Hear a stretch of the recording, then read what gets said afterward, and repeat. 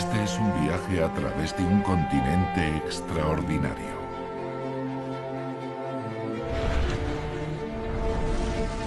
Un viaje a través del espacio y del tiempo. En nuestro camino descubriremos las huellas de los antiguos océanos y desenterraremos restos de bosques tropicales en las cumbres de las montañas.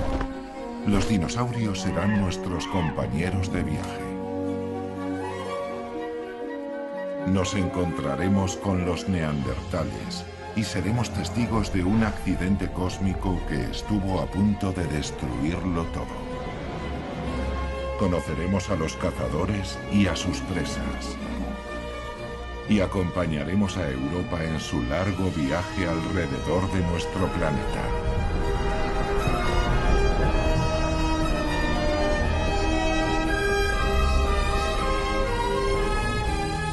$300 millones de años. Primera parte. La gran colisión.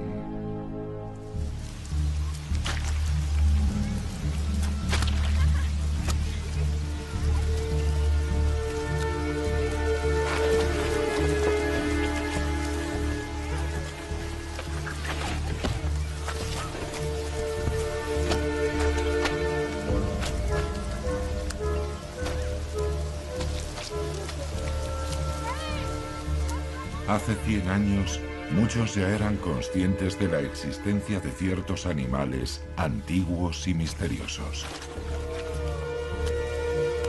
Una y otra vez salían a la superficie evidencias de una Alemania mucho más antigua, un lugar habitado por extrañas criaturas. Este solo fue un hallazgo más de aquellos tiempos prehistóricos. Los huesos de un animal legendario. La era de los dinosaurios había comenzado. Ellos dominarían la Tierra durante los siguientes 150 millones de años.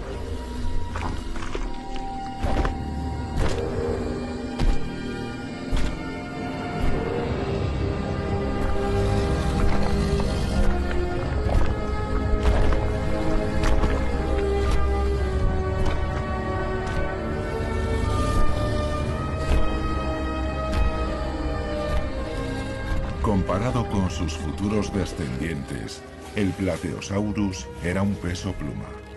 Pero a pesar de ello, este herbívoro seguía siendo demasiado pesado para los terrenos húmedos y fangosos de las ciénagas que habían ido cubriendo su territorio poco a poco.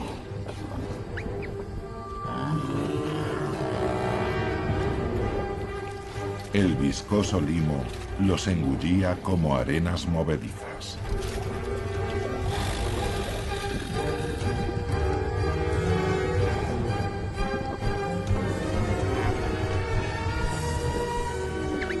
En los tiempos modernos se desenterraron aquí tantos cuellos largos que se les apodó como Swabian Lindworms, por Suabia, la región donde se encontraban.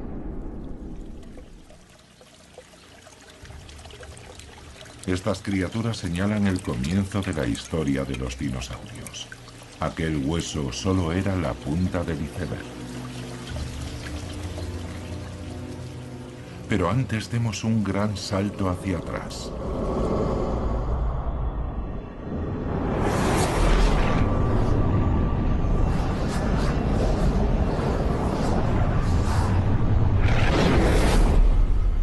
El joven planeta Tierra todavía era una resplandeciente bola de fuego. No había aún ninguna señal de nuestro planeta azul. Poco a poco nuestro candente planeta se enfrió. Aparecieron ríos, lagos y océanos. Fue entonces cuando del mar surgió el primer precursor de Europa. El continente apareció a miles de kilómetros de distancia, al sur, en el Ecuador.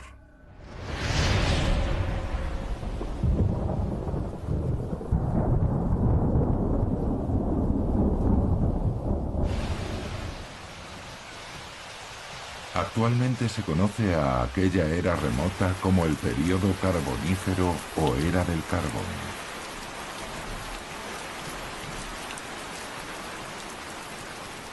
Entonces reinaba en los bosques una atmósfera extraña. Las aves aún no existían.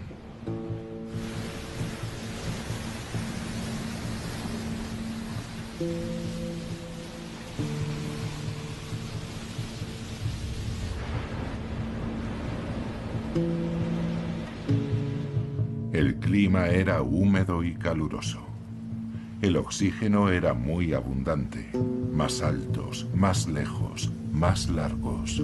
Los helechos alcanzaban alturas de hasta 20 metros. Los gigantescos ciempiés prehistóricos llegaban a medir 2 metros de largo.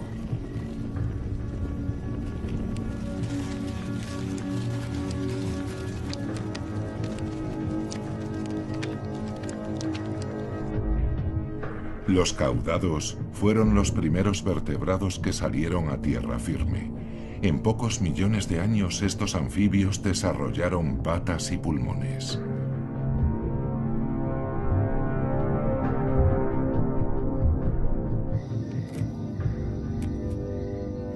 Y por primera vez, los animales conquistaron el aire. Las libélulas gigantes patrullaban las alturas, con 4 alas que se movían independientemente, como las de sus modernos descendientes, eran hábiles cazadoras.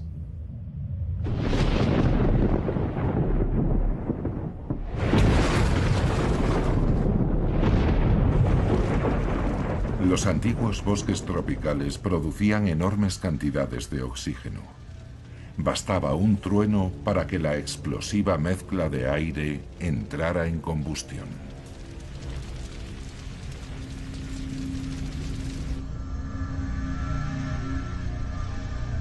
En aquel momento Europa estaba situada en la intersección de 2 vastas masas continentales. La colisión entre ellas originó una cordillera montañosa que podría haber sido tan alta como los Alpes actuales si no hubiera comenzado a desmoronarse tan deprisa como se había formado.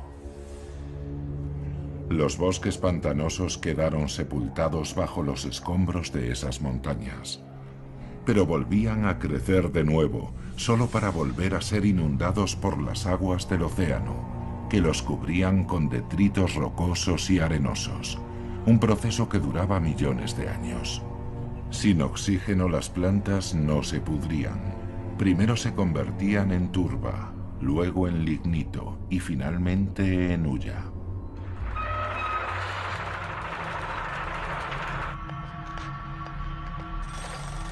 La carrera por la extracción del carbón comenzó en Inglaterra hace 700 años. Primero en la superficie y después, persiguiendo las vetas más profundas, la minería se hizo subterránea.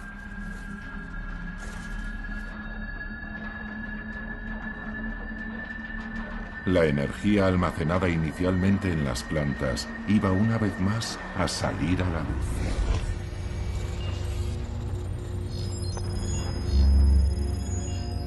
El apetito voraz por la energía literalmente minó las ciudades donde se extraía el carbón. El subsuelo se llenó muy pronto de galerías y túneles subterráneos.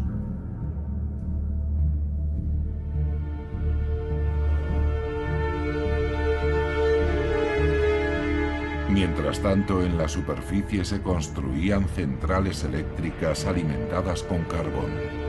Esas instalaciones convertían los combustibles fósiles en energía, contribuyendo así al progreso y al crecimiento económico.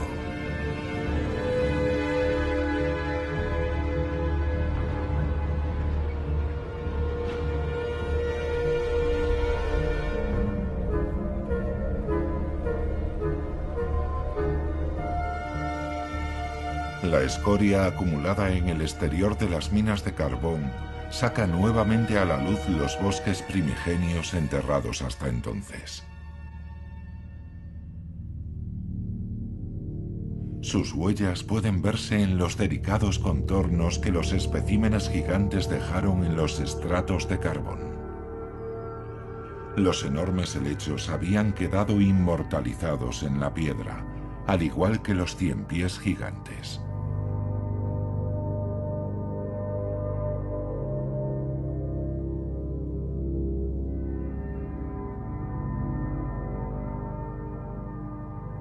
Los troncos de 40 metros de altura de los árboles sigilaria también habían dejado su huella. Como las libélulas, a las que, salvo por su enorme tamaño, cuesta distinguir de su versión moderna.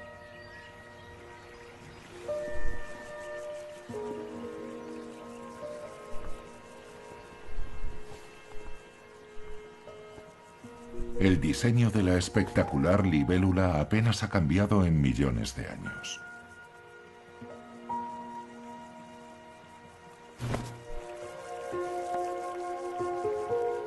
En su juventud, este insecto muda en repetidas ocasiones su exoesqueleto de quitina, que es extremadamente ligero, aunque resistente. Bajo esa armadura desechable, su cuerpo está dividido en segmentos blandos. Finalmente, tras la última muda, despliega sus alas. La libélula ha alcanzado la madurez.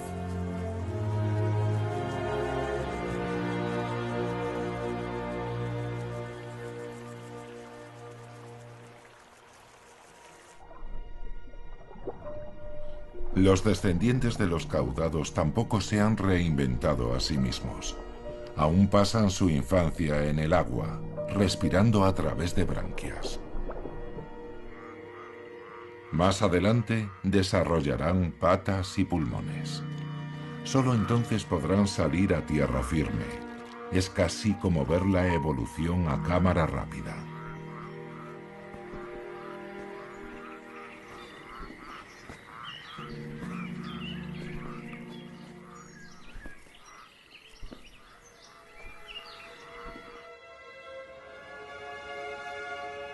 En la Europa central de la prehistoria, aquí se alzaba una enorme cordillera montañosa, de la que no queda ya casi nada. La erosión desgastó esa cordillera del período carbonífero prácticamente hasta su desaparición. La erosión de sus cumbres llenó los valles de rocalla. Lo que queda son los vestigios de las cordilleras del Carbonífero del sur, del este y del oeste de Europa occidental, los Sudetes, el macizo del Rin y las Ardenas. A menudo el agua se acumulaba sobre los estratos arcillosos impermeables del suelo de los valles, creando lagos. Contemplando el verde paisaje actual, cuesta imaginar que antaño se agitara aquí un océano primigenio.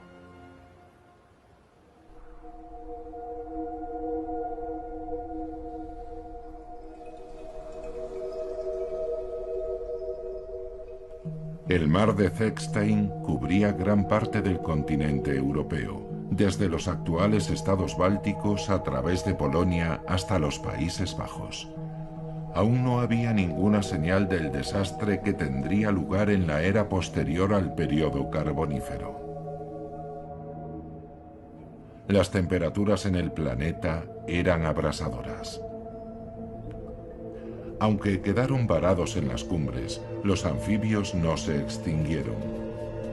Los que lograron escapar de esas tierras áridas para regresar al agua sobrevivieron y siguieron adaptándose. Las nubes de lluvia que se formaban sobre el mar rara vez alcanzaban el interior de la masa continental, y sin la lluvia aparecieron vastas regiones desérticas. Los reptiles, con pieles y huevos resistentes a la evaporación, adquirieron una ventaja decisiva en el abrasador clima desértico.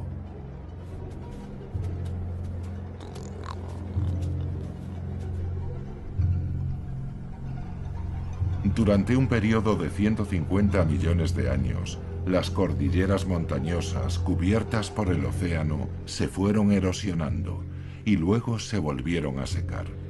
Lo que quedó fue un paisaje de valles polvorientos atravesados por profundos ríos y arroyos. Los peces del fango encontraron una forma ingeniosa de salir del agua. En vez de pulmones desarrollaron cámaras branquiales que llenaban con agua que enriquecían constantemente con oxígeno, boqueando mientras avanzaban por la tierra. Los peces del fango no son el vínculo entre los peces y las criaturas terrestres. Al contrario, son la prueba de que, para cada reto, existen varias soluciones. Cualquier animal tardaría millones de años en dar el salto desde el agua a tierra firme. Los cangrejos también dieron ese salto. Cuando la marea baja, buscan comida en la arena.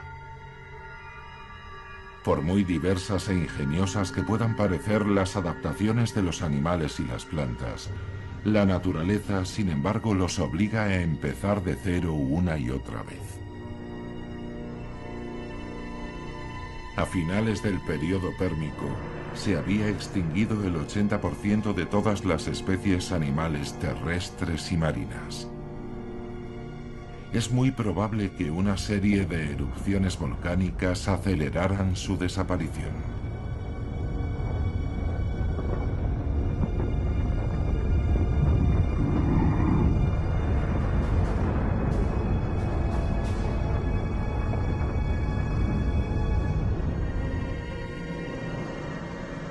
El clima era un caos. Las algas proliferaron y las bacterias devoradoras de oxígeno crearon zonas muertas en los océanos, envenenando toda la vida marina. A lo largo de la historia del planeta se han sucedido repetidamente extinciones masivas similares, que causaron la desaparición de grupos enteros de animales.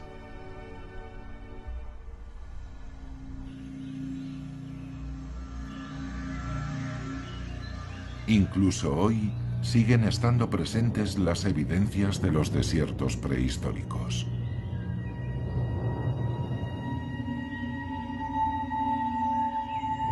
En el bosque del Palatinado, situado en la frontera franco-alemana, se formaron depósitos de arena y arcilla cuyos estratos alcanzan los 400 metros de altura.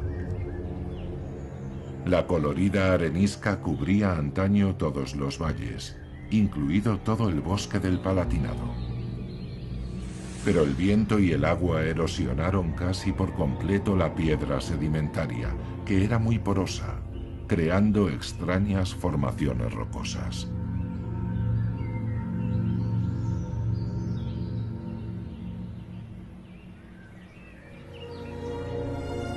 Y el bosque del Palatinado no es el único en Europa que ha cambiado.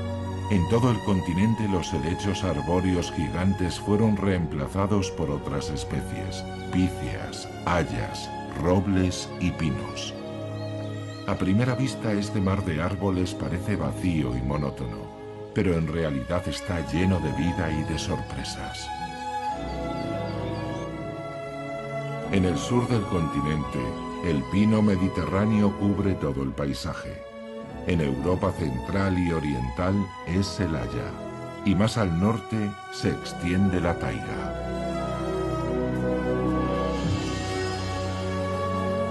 Pero aunque estos bosques puedan parecer vírgenes, hace mucho tiempo que dejaron de serlo.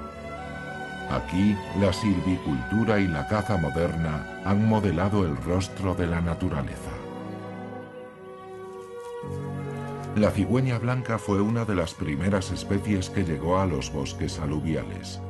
Estas aves, que inicialmente nidificaban en los árboles, fueron las primeras en ocupar los tejados y las chimeneas, cuando los seres humanos empezaron a cambiar su hábitat. Aún así, desde tiempos inmemoriales, el bosque ha seguido siendo un lugar encantado, envuelto por el misterio.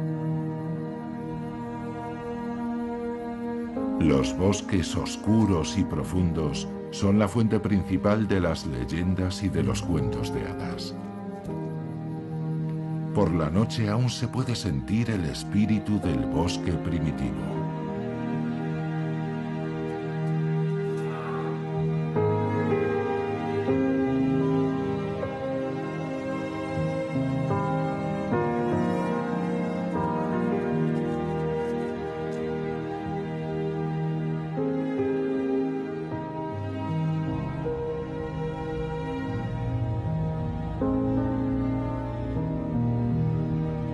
Sin embargo, en algunos lugares, el sueño del antiguo bosque se convirtió en una pesadilla.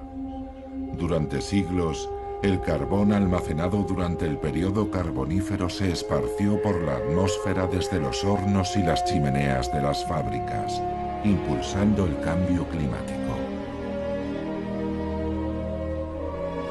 Pero en otros lugares también se plantaron hileras de píceas, creando frágiles plantaciones forestales.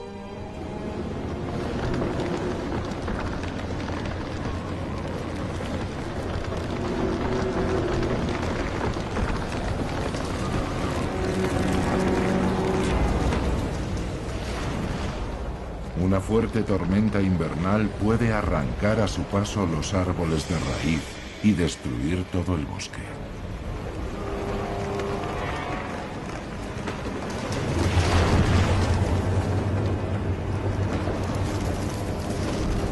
Y cuando suceden esos desastres naturales, solo podemos contemplar impotentes cómo se vienen abajo los esfuerzos de muchos años de reforestación.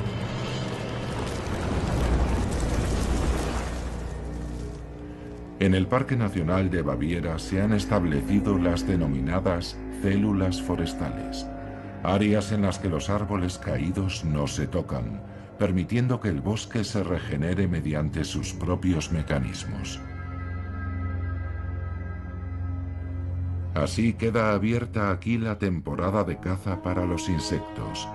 Los voraces escarabajos de la corteza pueden hacer su destructivo trabajo sin ser molestados.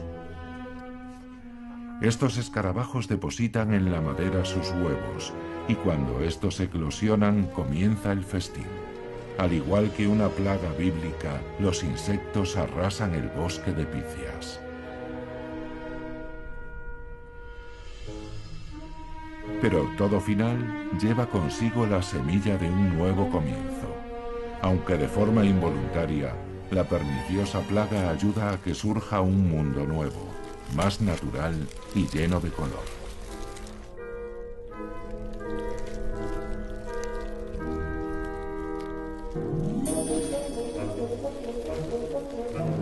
Los hongos contribuyen descomponiendo la madera, de la que nacerá el bosque del futuro.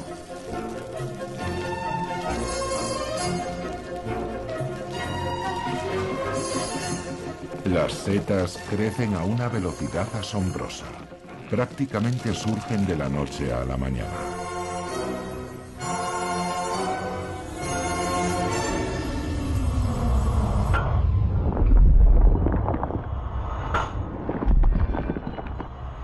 Todo ello hace que resulte difícil comprender la lentitud con la que la vida se transforma en piedra. De hecho, aun cuando parezca inmóvil, la naturaleza siempre está en un estado de cambio permanente. Continentes enteros migran, animales y especies vegetales desaparecen y surgen otras nuevas. Pero para nuestra percepción, los periodos de tiempo son tan gigantescos que solo podemos intuir el alcance de los cambios.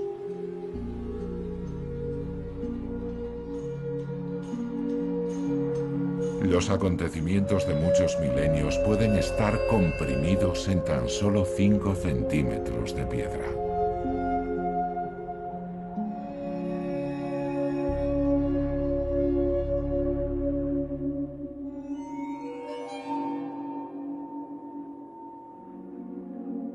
En una cantera de Baviera se revelan las evidencias de la prehistoria. Cuando se excavan sus diferentes capas, salen a la luz nuevos testigos silenciosos de una era desaparecida. Entonces toda la región estaba al borde del mar, con lagunas superficiales cerca de la orilla. Bajo el agua, los arrecifes de corales cubrían la costa. Pero en las proximidades de la orilla, las cosas comenzaban a agitarse.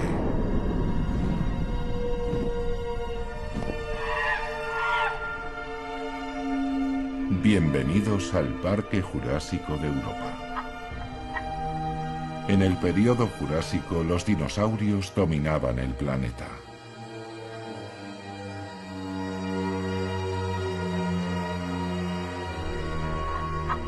Hábiles voladores, cazadores veloces y gigantes blindados, los dinosaurios conquistaron prácticamente cada rincón de cada hábitat.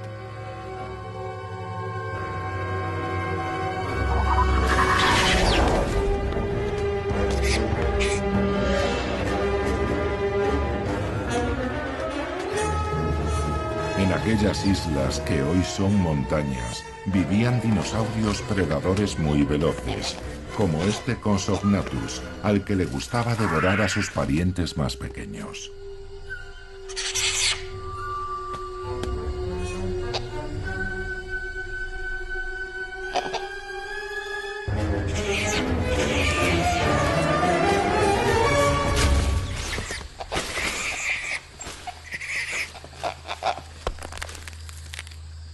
Aquella era salvaje fue testigo del nacimiento de una extraña criatura, con garras y una larga cola ósea, el Archaeopteryx.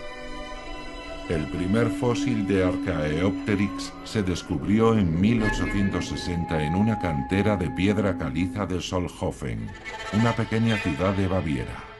Era una pluma. Muy pronto se encontraría el primer esqueleto fosilizado de un dinosaurio con plumas, un ave tal vez. Aquellos hallazgos plantearon nuevas preguntas. Charles Darwin acababa de publicar su teoría sobre el origen de las especies. Muy pronto aquel fósil se vio envuelto en una batalla entre evolucionistas. Uno de los bandos lo consideraba la prueba de que las aves procedían de los dinosaurios. Para el otro bando solo era una anomalía exótica, no un vínculo entre las dos especies. Se equivocaban. Cada estrato de piedra caliza de Solnhofen sacaba a la luz un nuevo fósil que originaba una nueva polémica.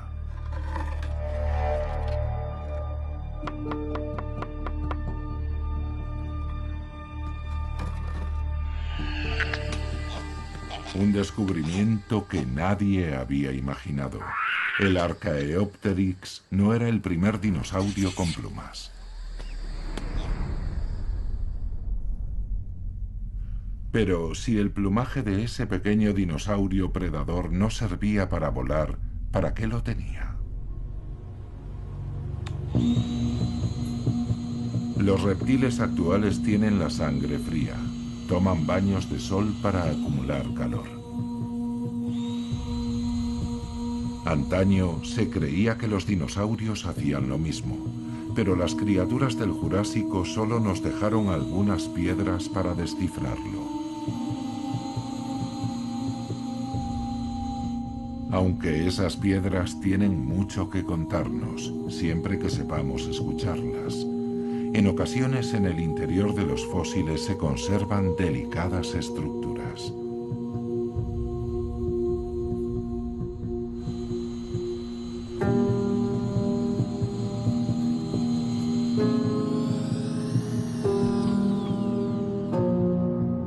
En la Universidad de Bonn, los investigadores examinan esas microestructuras.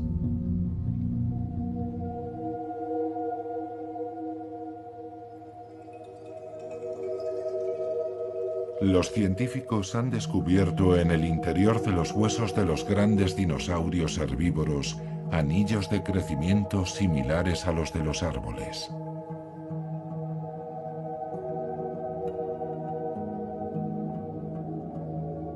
Las muestras de médula de los huesos muestran que en muchos dinosaurios los anillos aparecen espaciados en grandes intervalos. Debieron de crecer muy deprisa, algo que solo pueden hacer los animales de sangre caliente. La historia debe ser reescrita una vez más. Al menos varias especies de dinosaurios tenían algo en común con los reptiles modernos. Dinosaurios bípedos y cubiertos de plumas que calentaban sus huevos con el calor de sus cuerpos y alimentaban a sus crías. El parecido no es una coincidencia.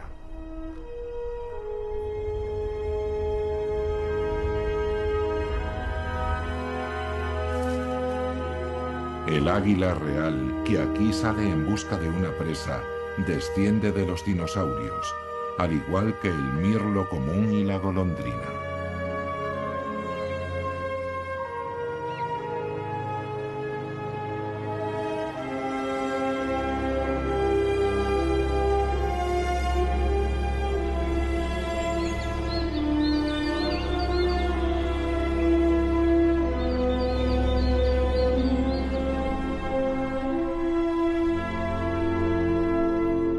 El hábitat del águila parece yermo, batido por el viento, viejo y lleno de grietas.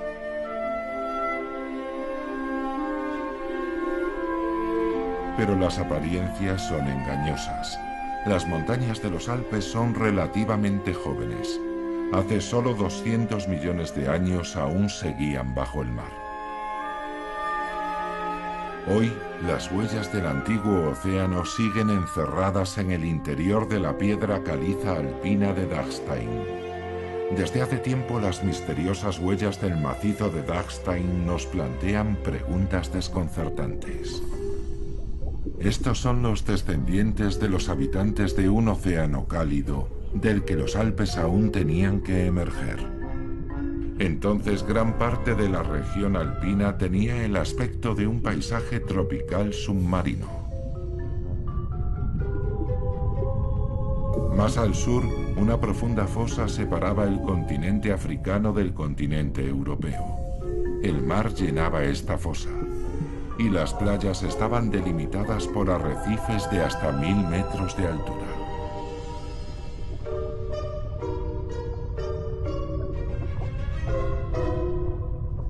Los habitantes más pequeños de aquel mar tenían que protegerse de los dinosaurios marinos.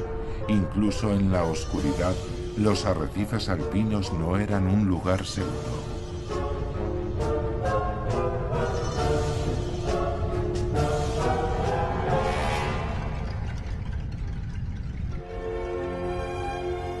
Ahora, ese mar se eleva sobre las nubes. El lecho marino se plegó formando una cordillera. Sus 1000 kilómetros de longitud se estrujaron como un acordeón, y ahora solo tienen 100 kilómetros de anchura. Este escarpado paisaje montañoso es el resultado de la colisión de dos continentes. El continente africano presionaba desde el sur contra Europa. De una forma increíblemente lenta, la corteza terrestre se partió, se elevó y se amontonó en diferentes capas. Y así, desde el fondo de un antiguo océano, los Alpes calizos se elevaron hasta alcanzar una gran altura.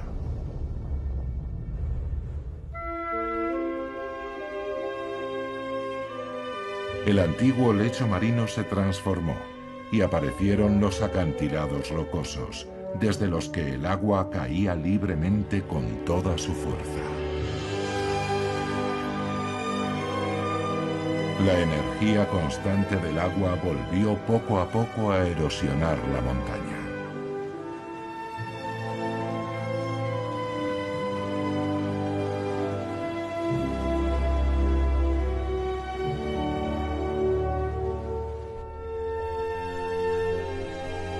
Los opiliones, también llamados segadores, han sobrevivido millones de años y han sido testigos de esos cambios.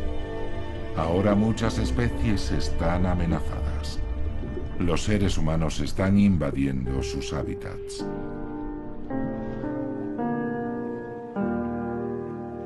El mundo submarino de los lagos alpinos resulta tan misterioso como los océanos prehistóricos. También aquí la evolución ha creado estrategias de supervivencia de una creatividad extraordinaria.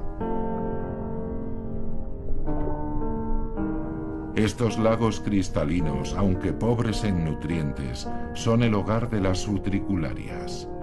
Estas primitivas plantas acuáticas tienen una forma especial de satisfacer sus necesidades dietéticas. Para obtener el nitrógeno que necesitan, las utricularias complementan su dieta con pequeños cangrejos y lombrices. Los animales más pequeños quedan atrapados en sus vejigas, donde son digeridos lentamente por esta planta carnívora. En la era de los dinosaurios, el antepasado prehistórico del lucio también cazaba en estas aguas.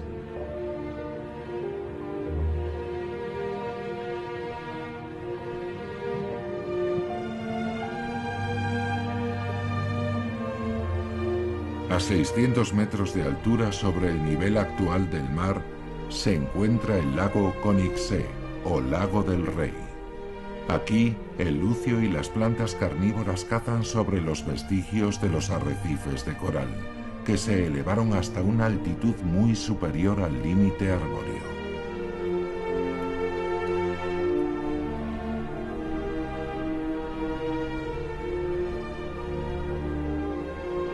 En tan solo unos millones de años, el hábitat se ha transformado, y con él, el reino animal y vegetal.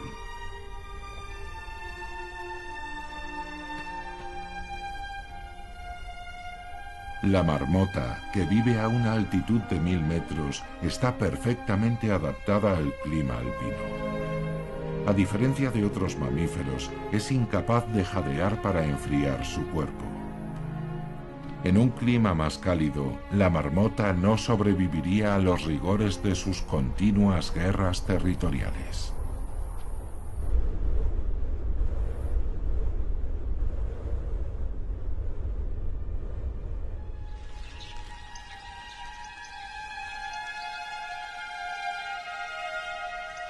Pero, ¿cómo se desarrolla una especie?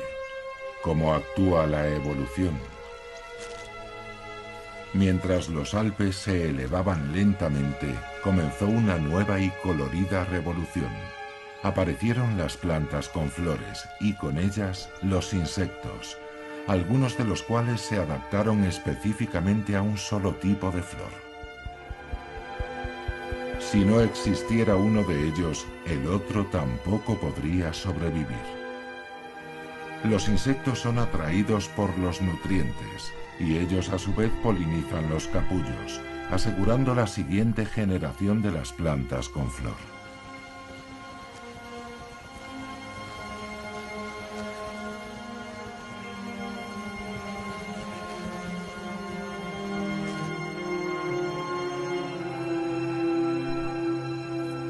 Aún se desconoce exactamente cómo empezó esta interacción o adaptación mutua.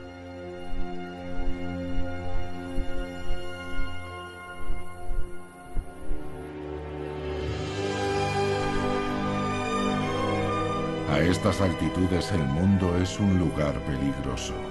El hábitat de alta montaña es especialmente duro.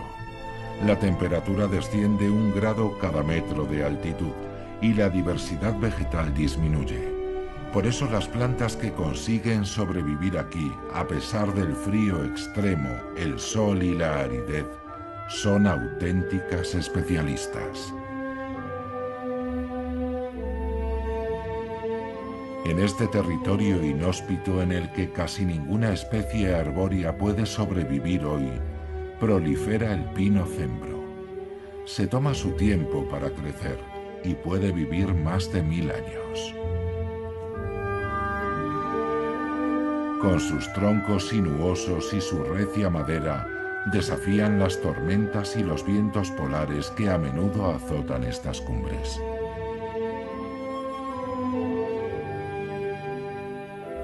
El destino del cascanueces está unido al de los pinos. Año tras año, este pequeño descendiente plumado de los dinosaurios almacena meticulosamente sus piñones.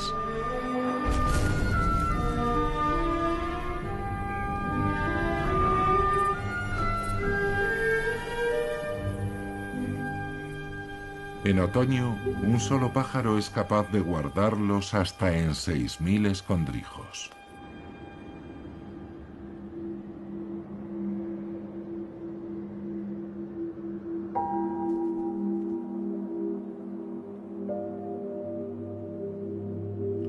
Cuando llega el invierno, el cascanueces regresa a sus almacenes.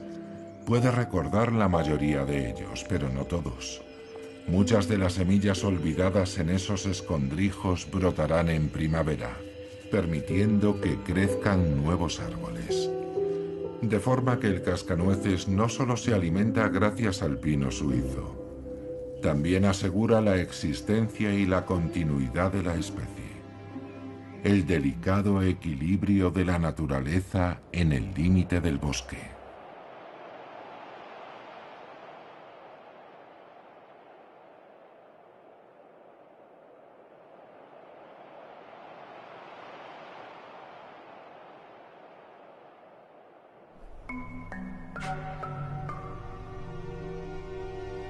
Lo que antaño era el fondo del mar, hoy es el reino de los acróbatas.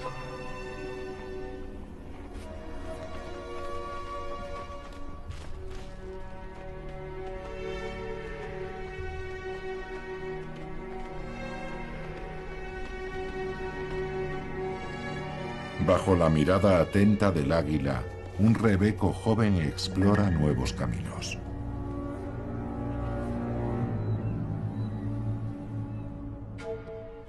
A pesar de ser escaladores consumados, los desprendimientos y las avalanchas de rocas a menudo causan muchas víctimas, sobre todo entre los más jóvenes. Las águilas aparecen en escena inmediatamente. Las cabras salvajes y los rebecos recorren las escarpadas laderas rocosas de la montaña en busca de una sustancia esencial: la sal.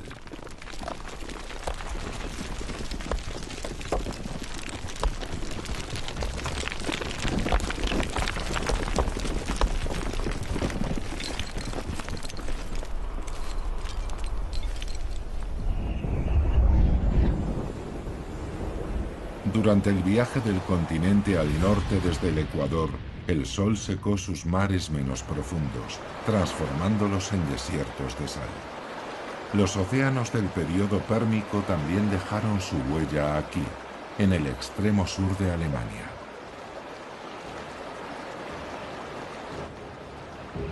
Actualmente esos estratos salinos atraviesan las rocas de los Alpes de Berchtesgaden.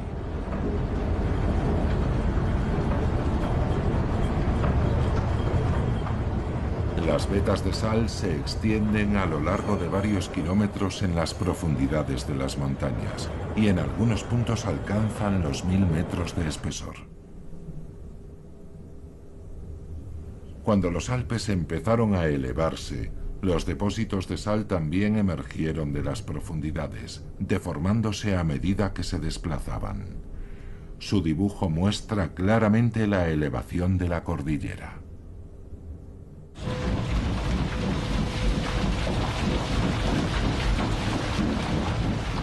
En Berchtesgaden se extrae la sal desde hace más de 500 años.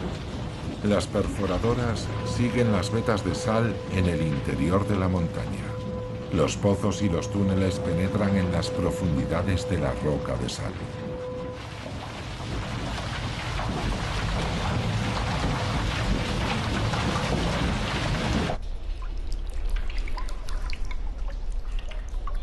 El agua de la montaña también se ocupa de su extracción, lavando la sal encerrada en la piedra.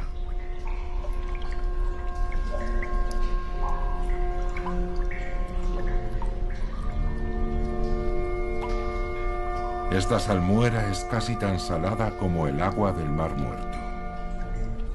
El viejo ciclo se repite una y otra vez. Cuando el agua se evapora, queda la preciada sal.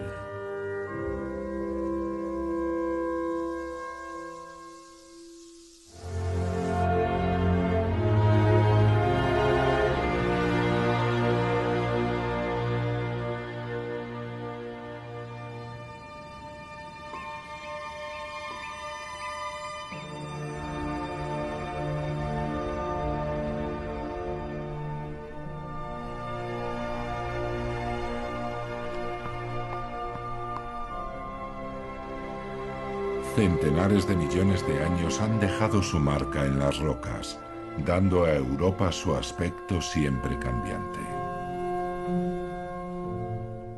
Durante todo ese tiempo, los Alpes han crecido hasta convertirse en una gigantesca cordillera.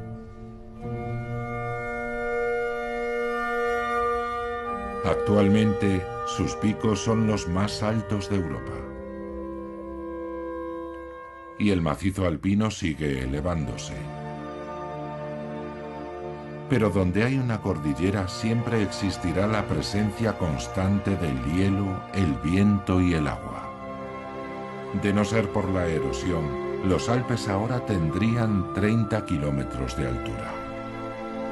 Cada arroyo arrastra un trozo de la cima hasta el valle, piedra a piedra.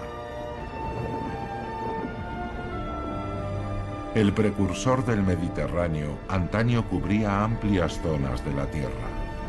Y fue de ese océano de donde surgieron los Alpes, creando un río que ahora fluye por 6 países europeos, el Rin.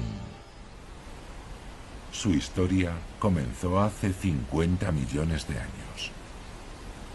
El Rin nace en Suiza, a gran altura sobre el nivel del mar. En su camino, serpenteando a través de los valles, el Rin desciende desde una gran altitud.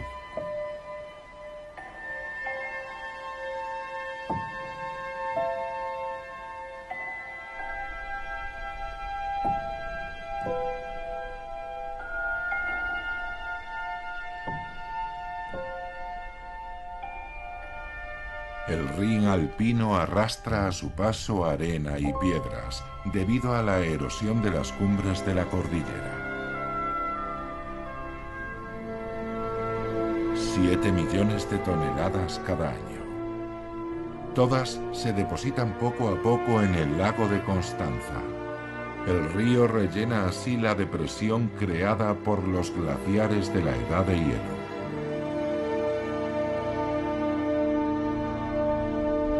El mismo lago de Constanza fue labrado sobre la corteza por las lenguas de los glaciares. En su retirada, estos dejaron un gran lago formado por el agua del deshielo, rodeado de altos muros de rocas. Cuando esos diques reventaron, el Rin alpino se abrió paso hacia el oeste, uniéndose al todavía joven Rin superior.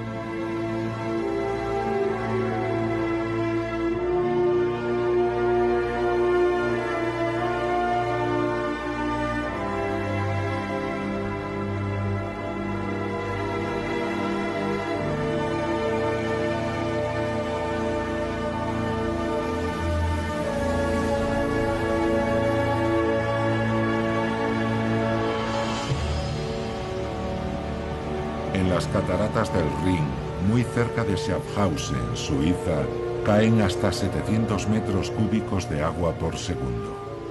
Es la segunda cascada más alta de Europa.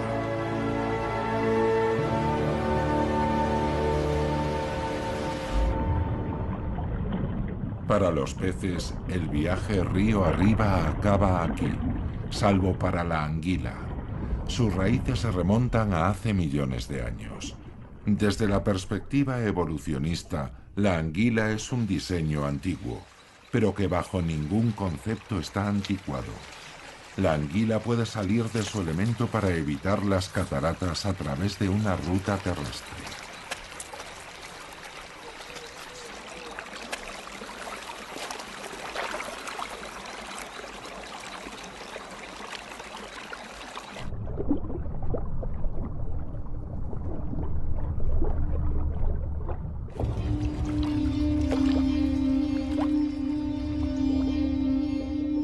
Se cree que el reinado de los dinosaurios llegó a su fin abruptamente hace 65 millones de años, con la colisión de un meteorito. Pero ese no fue realmente el final de su historia. Sus garras solo recuerdan ligeramente a los dinosaurios predadores de los periodos Cretácico y Jurásico. Pero el mirlo acuático es uno de sus descendientes vivos. De hecho, todas las aves son familiares lejanas de los pequeños y veloces dinosaurios predadores, algunos de los cuales tenían plumas.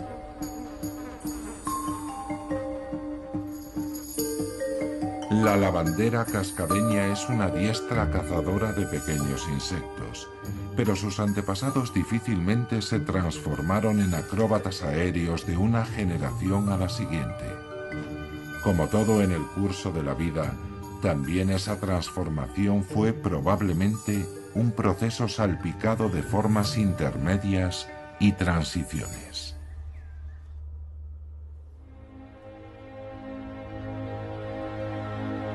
Nada más atravesar Schaffhausen, el Rin entra en Alemania, bordeando la frontera de la Selva Negra, un bosque famoso en todo el mundo. El territorio del urogallo se extiende bajo las sombras de las coníferas de montaña. El macho no es un as del vuelo, pero presume de un plumaje espectacular que demuestra a las hembras que su pretendiente sería una pareja sana.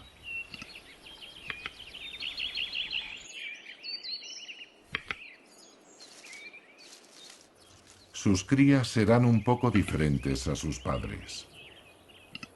Aquellos que pasen sus genes a la siguiente generación definirán las condiciones en su entorno, tal como ha sucedido en el mundo durante 4.000 millones de años. Funcionó. Las hembras acuden alborotadas.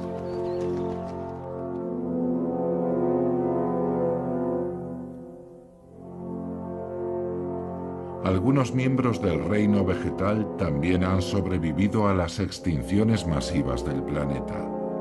Las primeras coníferas aparecieron hace mucho tiempo, en el período carbonífero. El abeto blanco es uno de sus ancestros.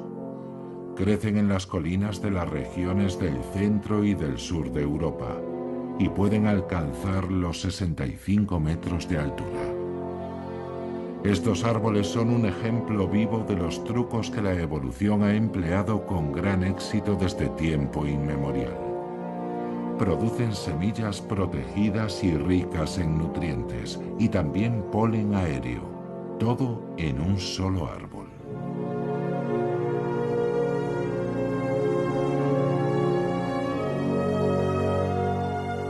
El río Butak nace al sur de la Selva Negra. Durante millones de años, la fuerza incansable del agua ha dejado al descubierto lentamente el estrato rocoso. El río atraviesa la historia de Europa, justo hasta la roca madre de la cordillera del período carbónico. El entorno siempre está cambiando. La Selva Negra vista desde el aire junto al Rin es como una ventana al interior de la Tierra. Aquí se dividió un continente. Hacia el oeste, la planicie superior del Rin, una fosa abierta como un brazo del océano, atraviesa Alemania. Hace 50 millones de años, cuando el sur de Europa central se elevó como consecuencia del empuje de los Alpes, el océano se retiró, dejando atrás el Rin superior. El río eligió un lecho inestable. La corteza terrestre aquí es especialmente fina. A menudo el magma se abría paso hasta la superficie. Milenios de erosión han pulido los cráteres volcánicos prehistóricos. Todo lo que queda de ellos son las laderas en forma de terrazas de Kaiserstuhl, algo así como la Toscana del Rin superior.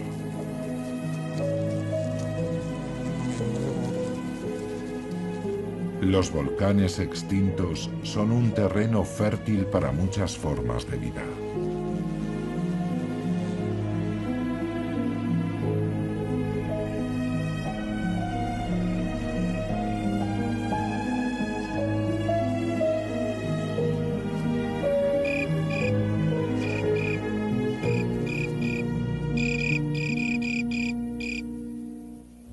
La jungla de hierbas y flores proporciona el camuflaje perfecto a esta extraordinaria cazadora, la mantis religiosa.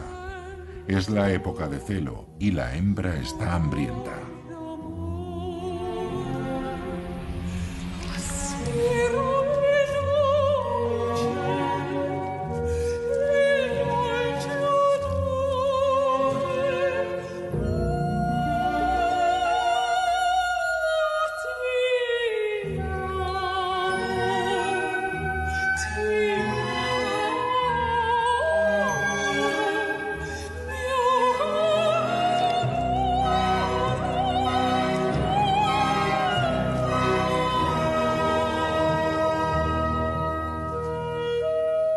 El lagarto permanece completamente impertérrito ante el letal encuentro.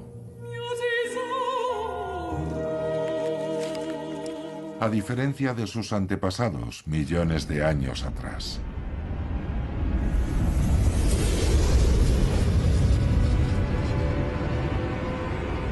Esta colisión pudo ser el final de la era de los dinosaurios.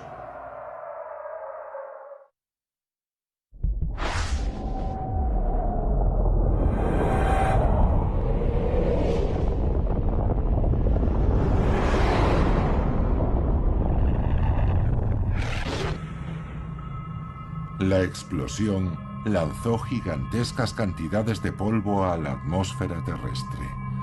Durante meses el Sol permaneció oculto y las temperaturas cayeron drásticamente. Más de la mitad de todas las especies desaparecieron. El debate científico sobre si el meteorito fue la única causa de la desaparición de los dinosaurios continuará probablemente durante mucho tiempo. Pero una cosa es segura: había llegado la hora de los mamíferos. A la sombra de los dinosaurios aparecieron los primeros mamíferos. Eran criaturas pequeñas y humildes. Con la salida de los reptiles gigantes del escenario, el camino para ellos quedó despejado.